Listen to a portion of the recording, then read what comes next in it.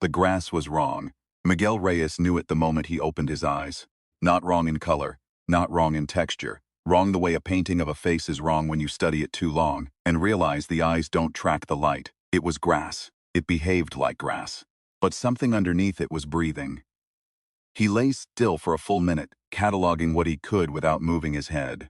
Sky, pale and overcast in a way that felt manufactured, the clouds sitting too symmetrically above the tree line. Trees that swayed without wind. A beach maybe 300 meters to his left, the ocean beyond it, flat and pewter-colored and utterly soundless. No waves, no birds. A beach should have birds, his hands. He looked at his hands. Both there. Good, he sat up slowly. The last thing he remembered clearly was the transport van. The road, the sound of something punching through the vehicle's hull from the outside. Not a bullet, not an explosion. Something deliberate and targeted that had locked onto him, specifically, and dragged him through the tear in the metal like a hooked fish through ice. The others in the van had not been touched. He remembered Comprenzion's face through the breach, mouth open, arm reaching, receding fast as Miguel was pulled into what felt like a horizontal drain. And then the island. He stood. His gear was gone. Pack, radio, sidearm, even his boots were replaced with whatever he was currently standing in. A kind of sealed footwear he didn't recognize. The material slightly warm, slightly responsive under his weight, like it was reading him. He didn't like that. The trees ahead formed a rough corridor, their trunks spaced just wide enough to walk between single file, and Miguel recognized immediately, with the particular low-grade dread that good soldiers develop for situations that look navigable, that the spacing was not natural. Nothing about the spacing was natural. The island, or whatever it was, had been laid out like a test. He started walking. He had covered maybe 2 kilometers when he found the first marker. It was a flat stone, perfectly round, roughly a meter in diameter, placed in the middle of the path with the care of something that wanted to be found. On its surface, carved with a precision that suggested machinery rather than hands, was a shape he recognized. The rough outline of a human figure, both arms extended, head bowed. Underneath it, in an alphabet he didn't know but which his brain kept trying to parse as letters, rows of text he couldn't read. He stood over it for a long moment. "Welcome to the study," he said aloud, to no one. Something in the trees clicked. He moved. 300 kilometers away, in an underground operations room that smelled of burned coffee and recycled air, Comprencion Lectora was arguing with a dead phone line. "I had him," he said for the 4th time. The signal was there. He was transmitting. Then it just... "Stop," said Jonas from the corner. Jonas, 61 years old, and had the energy of a man who had long ago decided that urgency was a resource to be rationed. He was reading something on a tablet, stylus moving in small, deliberate arcs. He didn't look up. It stopped because they dampened it. Same as they dampened the Kraus station signals. Same as they dampened the Oviedo relay. They learn fast, these ones. That's reassuring. It's not meant to be reassuring. It's meant to be accurate. Comprencion sat down hard in the nearest chair. He was 26 years old and had been Miguel's best friend for 8 of those years, which meant he had spent roughly a third of his life in the particular exhausting condition of worrying about Miguel Reyes specifically. He was very tired of it. He was also at the moment terrified in a way that made him feel hollow from the sternum outward. "The island," he said. "They confirmed the island?" "Satellite imaging confirmed a structure. Whether you call it an island depends on your definition." Jonas set down the tablet. "It's a constructed environment, roughly 11 kilometers end to end, placed in open water where satellite coverage has a 12-hour rotation gap. They built it in that gap. We have 18 hours of imagery showing empty water, then 18 hours of showing the island. It appeared fully formed. That's not possible." And yet, Jonas picked the tablet back up. "It is also almost certainly a trap, not for Miguel specifically, for anyone who goes after Miguel." Comprencion thought about this. He thought about Miguel on an island built by beings that had spent 3 years dismantling human military infrastructure, with the calm efficiency of a person cleaning a kitchen, no hurry, no anger, just systematic removal of everything that might cause them inconvenience. He thought about the round stone with the carved figure. They had pulled that detail from the drone footage before the signal died. A flat round stone in the middle of a path, and on it a human shape, arms out, head down. "Who's culable?" he said. Jonas looked up. "The defector," Comprencion said. "The one that command keeps redacting out of the briefings." "I can read a redaction, Jonas. The shape of what's not there tells you what was. Someone filed 3 requests in the last 6 months for direct contact with a non-human asset who previously operated against us and is now either imprisoned or in protective custody. All 3 requests were denied. I'm making a 4th request. I'm making it now in person to you, because you're the one who filed the first 3. Jonas was quiet for a long time. He's not imprisoned, Jonas said finally. He's in a safe house in Bilbao, and he won't like being asked. I don't need him to like it. He also has conditions. He will not operate under human command structure. He will not carry human weapons. And he insists on being addressed by his name, which takes approximately 4 seconds to pronounce correctly, and which, for reasons I have never fully understood, matters enormously to him. Comprension stood up. We'll practice in the car, he said. Miguel had found water by following what he was now certain were deliberate acoustic cues, a frequency just below conscious hearing that created a mild directional pull, like a hand on the shoulder, steering. He had noticed it as a pressure, found the stream by resisting it and watching where the pressure increased, then circled wide and approached from the opposite direction. The water was real. He checked it 3 ways and drank. He was filling a container he'd improvised from a leaf analog material he'd peeled from one of the trees. The material was not quite plant, more like a membrane, and it held liquid perfectly when he heard the breathing. It was close. It was too close for him not to have heard approach, which meant whatever was making it had been there before him. Waiting, watching him figure out the water trick, with an attention he could feel now in retrospect on the back of his neck. He didn't move. He finished filling the container. You figured out the tone, said a voice. It spoke in accented but precise Spanish, a little formal, the consonants slightly off, in ways that weren't any regional accent he knew. Took the last 4 hours. You took 40 minutes. That's encouraging, Miguel said. Are you going to try to kill me? I was. I decided not to. He turned slowly. The figure that stood at the edge of the tree line was tall. Not freakishly, but enough. And built on a geometry that was almost human without being human. The proportions fractionally wrong in every dimension simultaneously. The skin a deep violet gray that seemed to absorb light rather than reflect it.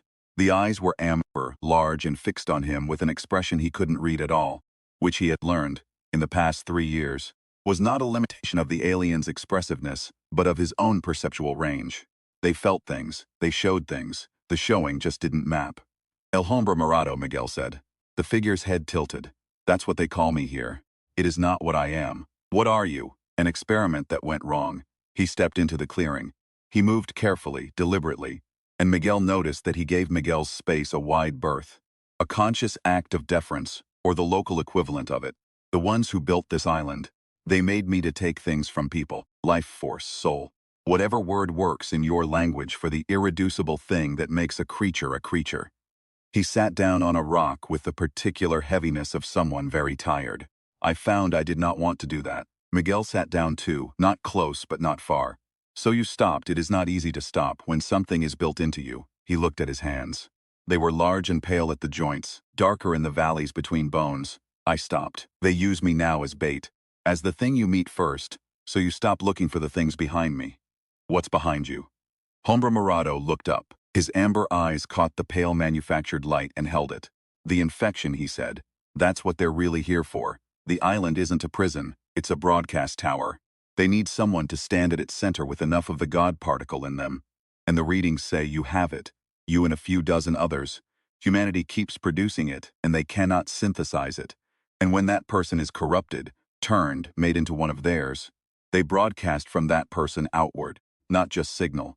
Self. What you are changes what everything connected to you becomes. Miguel thought about this for a moment. They want to use me as a radio tower, he said. Tuned to a frequency that makes everyone else like them. Tuned to a frequency that unmakes everyone else. Yes. Okay, Miguel said. He picked up the leaf membrane container and drank some water. You said you were going to kill me but decided not to. Why? The violet-gray face arranged itself into something that wasn't a smile but functioned in that direction.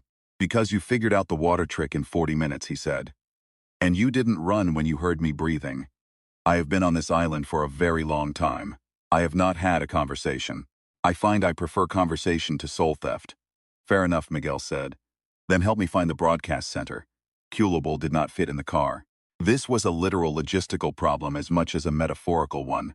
He was comprension and Jonas's height combined, folded into something approximately bipedal, with a structure that suggested he had joints where humans didn't, and a corresponding absence of joints where humans did. He solved the car problem by sitting in the cargo space in the back with his legs folded in a configuration Comprension found genuinely unsettling. He had been calm about the request, calmer than Jonas had predicted. He had listened to the situation, Miguel, the island, the broadcast plan, and then he had said, in the particular flat affect he deployed when he was processing something difficult, they're going to run the fresquización protocol. The what? Jonas said. You don't have a word for it. It's imagine taking a person's signature, not their name, the signal their existence broadcasts into the surrounding information field. Every mind does this. Yours do it faintly.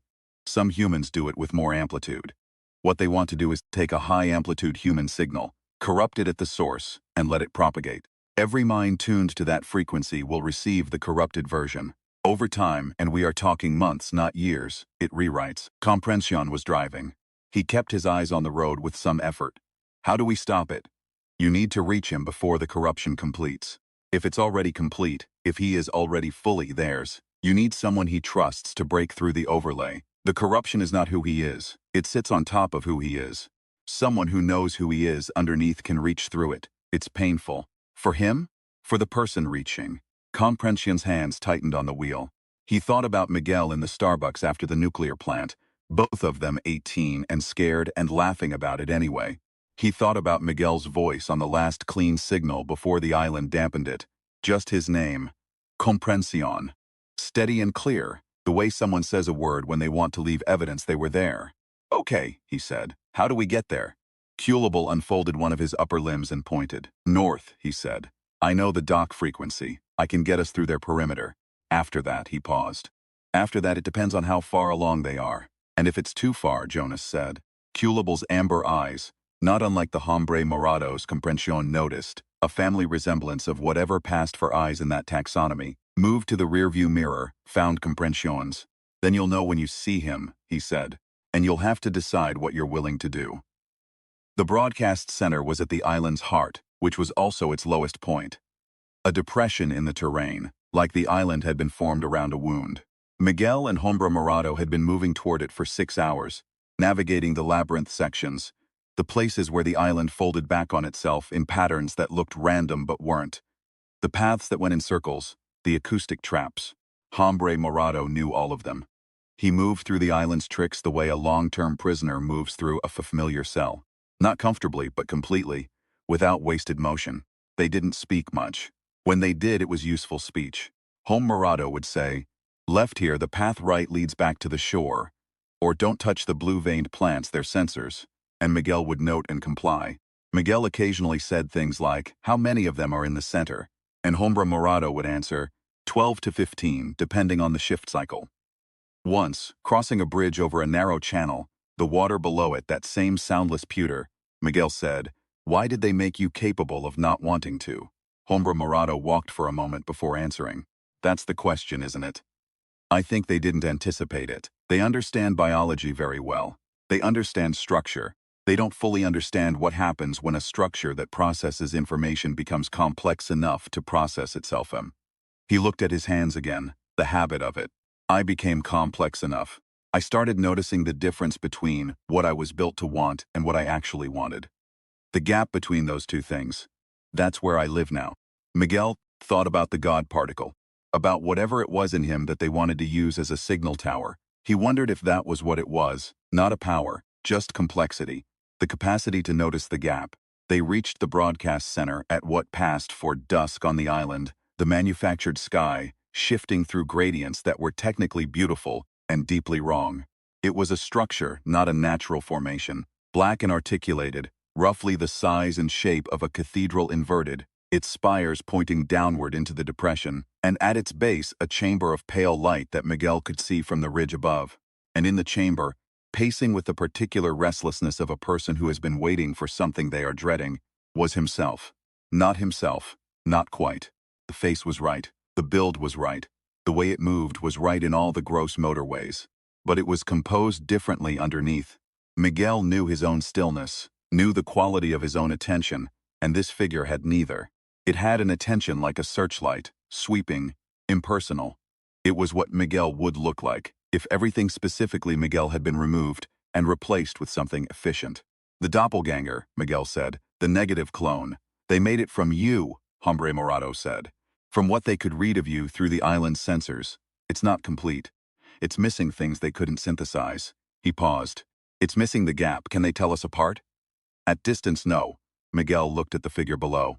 It turned, once, and for a moment its face was angled upward, toward the ridge, and Miguel felt the full wrongness of looking at his own features arranged around someone else's intent. It was the most deeply unsettling thing he had ever experienced, and he had experienced things that warranted the comparison. Okay, he said. Here's what I need you to do. They came in from the water at 0300. Culeable had gotten them through the perimeter by broadcasting a signal from the back of the inflatable that apparently convinced whatever was listening that the boat was part of the island's own supply rotation. Comprension had asked how, and Culeable had said, I told it we were bringing nutrients, which raised more questions than it answered. The island felt wrong the moment Comprension stepped onto it. Not wrong the way foreign places felt wrong the way a space feels wrong when something in it is paying attention to you. He filed this away and moved. They had coordinates from Culeable's read of the island's architecture, and they had a window. 20 minutes before the shift cycle changed and the perimeter check would detect the boat's transponder anomaly. Comprension had spent the crossing trying to prepare himself for what Culeable had told him, that the corruption, if advanced, would mean looking at Miguel's face on something that wasn't fully Miguel, and having to reach through it regardless. He had done this before in smaller ways. Every time Miguel went somewhere dangerous and came back different, quieter, harder in the wrong places, Comprension had reached through the difference to find the person underneath. He was good at it. He had to be good at it. Miguel was not always easy to find. They heard it before they saw it. A low-frequency tone just below the threshold of conscious perception, the same one Miguel had described noticing in the trees, but amplified, emanating from the depression ahead, and modulated now with something that felt personal, that felt aimed, that hit Comprension in the chest, like a hand pressing on a bruise he hadn't known was there. Don't listen to it, Culeable said. He was moving ahead of them, his joints reconfiguring for terrain traversal in a way Comprension was choosing not to look at directly. It'll make you passive. Keep talking. About what? Anything. Just keep language going. Language is. He paused, recalibrating something. Language is the thing they can't synthesize either, not fully. They can copy sounds. They can't copy the reason behind the sounds. Comprension started talking. He talked about the Starbucks. He talked about being 18 and scared and drinking bad coffee with Miguel at 2 in the morning after the plant incident. Both of them fizzing with something they didn't have a name for yet. The universe having just handed them a power neither of them asked for, and Miguel leaning back in his chair and saying, well, guess we're doing this. With the exact tone of a person who has just found a leak in their ceiling and is deciding whether to get a bucket or move. He talked about the way Miguel laughed, which was a full-body thing, embarrassing and complete. He talked about the time Miguel carried him 2 kilometers on his back, after Comprension twisted his ankle on a mission in 23, complaining about the weight the entire time, not putting him down once. He was still talking when they reached the ridge and he saw the broadcast center below. He stopped talking. Miguel, his Miguel, he was almost sure, the one that had been making its way through the island's labyrinth for 6 hours, with the purple alien who could steal souls, was standing at the chamber entrance, which meant either Miguel had made it to the center on his own or the figure below turned, and Comprension felt the wrongness hit him like a temperature change. The face, the build, Miguel's hands, Miguel's posture, Miguel's jaw, and behind the eyes nothing he recognized. That's the doppelganger, Jonas said beside him. I know, Comprension said. Where's a sound from inside the chamber? Then the real Miguel stepped out behind the doppelganger, moving quietly, and Comprension felt something in his chest unknot and immediately reknot with a different kind of tension. Because Miguel moved into the chamber light and Comprension could see it. The blue-gray cast to his skin, the eyes that were 3 degrees off from normal, the quality of his attention that was present, but pointed somewhere else, somewhere vast and cold, and not this island, not this moment, not here. The infection had started. How far along, he said to Culeable. Far enough that he's functioning under their direction. Not far enough that he's gone. Culeable's voice was careful. He's fighting it. You can see it in the motor compensation. His body is doing things he's not choosing to do. He's pushing back against the overlay from inside. Then I have to get to him. The doppelganger will engage you first. That's the design. It's positioned as a decoy. I know, Comprension said. He was already moving down the ridge. Jonas, keep the doppelganger busy. Don't engage it directly, just. I know how to create a distraction, Jonas said, with the slightly offended dignity of a 61-year-old man who had been creating distractions before Comprension was born. Culable went ahead of him. Faster than Comprension had thought it could move, reconfiguring mid-stride into something lower and wider and harder to catch. It went for the chamber's support structure, the signal emitters, the components whose location only something with intimate knowledge of the island's design would know to target. The tone that had been pressing on Comprension's chest stuttered, broke into pieces, resumed at half amplitude. Comprension reached Miguel. Miguel's head turned toward him with the searchlight attention, and Comprension held the gaze and said his name. Just his name, Miguel. The searchlight swept across him once. Miguel. He stepped closer. I know you're in there pushing back. I can see it. I can see you fighting. I need you to push harder. Something in the infected eyes flickered. Not much. Enough. It's going to hurt, Comprension said. What I'm about to do. I'm sorry. I'd ask your permission, but I don't think that version of you is currently taking questions. He pulled back and hit Miguel precisely in the jaw, with the full weight of his body behind it. Miguel went down. For one terrible second, nothing happened, and Comprension thought he had miscalculated. That the infection was too deep. That the thing looking at him from behind Miguel's face was going to stand back up wearing that expression, and he was going to have to understand that the person he'd been talking about in the dark on the inflatable crossing was no longer accessible from the outside. Miguel's eyes opened. Not the searchlight, not the blue-gray cold his eyes. The ones that were slightly too wide when he was startled. The ones that crinkled at the outside corner when something was genuinely funny to him. Comp, he said. His voice was rough and his jaw was clearly going to be a problem tomorrow. Did you just punch me? You have to ask? I'm going to need a minute. You don't have a minute. Culable's voice from across the chamber, controlled but pointed. The system is compensating. The overlay will re-establish in about 4 minutes without the antidote. Jonas appeared at the chamber entrance, with a syringe that Comprension recognized as the anti-panifresco compound. The one Jonas had apparently been carrying since the first infection reports 3 years ago. The one he'd never mentioned to anyone because Jonas was a person who kept solutions in his pockets until they were needed and told no one. He crossed the chamber at a pace suggesting he had already determined the exact fastest safe speed and was achieving it. Hold still, he said, administered it, and Miguel's face contracted in an expression of concentrated suffering that was, Comprension thought, the most beautiful thing he'd seen in several days. That hurts a great deal, Miguel said very precisely. Yes, said Jonas. It does, you're welcome. The doppelganger had fled when Culable brought down the signal emitters. Without the broadcast center's anchor frequency, it had degraded rapidly. Comprension had seen it happen from the corner of his eye, the too smooth face beginning to pixelate at the edges, losing coherence, becoming less Miguel and then less anything, until it was simply gone, dispersed into the manufactured air of a constructed island that was already, without its signal, beginning to recognize that it had no reason to maintain its structural integrity. The island was coming apart slowly, and they left in the inflatable before the process became dramatic. Hombre Morado stood at the shore as they launched. He hadn't come with them, Comprension had asked. He'd considered it for a long moment, amber eyes on the dissolving horizon of the constructed landmass, and then said, Not yet. I have things I want to see happen to this place. That sounds like a problem, Jonas had said. It sounds like a satisfaction, Hombre Morado had said. I built up a debt with this island. I'd like to watch it settle. They left him there. Miguel had watched him from the boat as the distance grew, a violet-gray figure on a disintegrating shore, not waving, just standing and watching, existing on his own terms for possibly the first time since he'd been made. He saved my life, Miguel said quietly to Comprension. I know, he didn't have to. No, Comprension said. He decided to. There's a difference. Miguel was quiet for a while. The ocean was real here, away from the island. It had sounds, small waves against the inflatable's hull, the distant cry of actual birds. The sky had lightened to something that looked like morning because it actually was. How bad was it? Miguel said. The overlay. Comprension considered how honest to be. You were fighting it the whole time, he said. Culable said he could see it. You were pushing back from side. It wasn't like being possessed, Miguel said. It was more like, he paused, like being very tired and someone else keeps making the decisions. And you can hear the decisions being made, and you can feel yourself carrying them out. And you know they're not yours, but you're too exhausted to.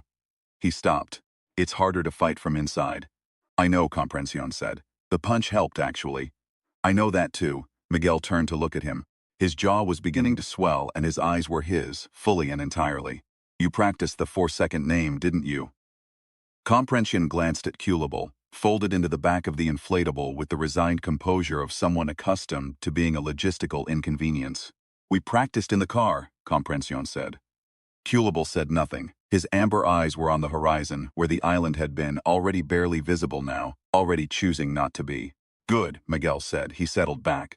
The morning was cold and real, and the wind was inconsiderate, and the inflatable smelled of sea-pure and fuel, and the particular unwashed person quality of several hours of combat stress, and it was the finest smell in the world. He closed his eyes.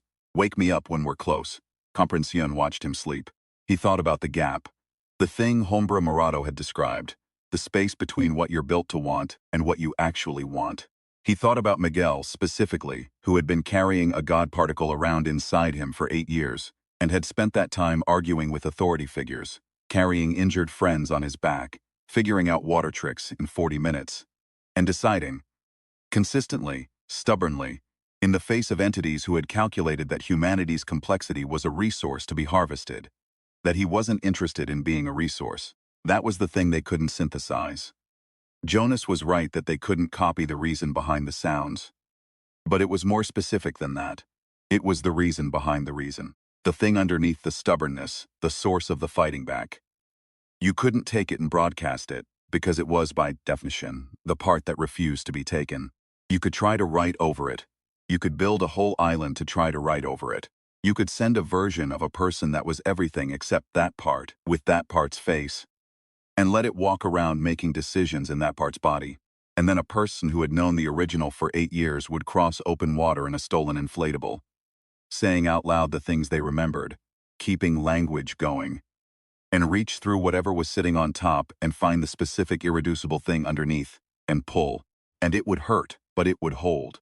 The boat moved north. The morning came on properly, real light from a real sun, and the ocean sounded like the ocean should. Culable watched the horizon where the island had been. Jonas checked his equipment with the methodical calm of a man who expected to need it again soon. Miguel slept in the way of someone who had been fighting hard for a long time and had just been given permission to stop. Comprension kept watch. That was the job. That had always been the job. Not the powers, not the god particle, not whatever the universe had handed them in that nuclear plant when they were 18 and scared. Just this. Knowing someone well enough to find them when they were lost. Staying awake while they rested. Carrying the distance between where they were and where they needed to be. He'd do it again tomorrow. He'd do it as many times as it took.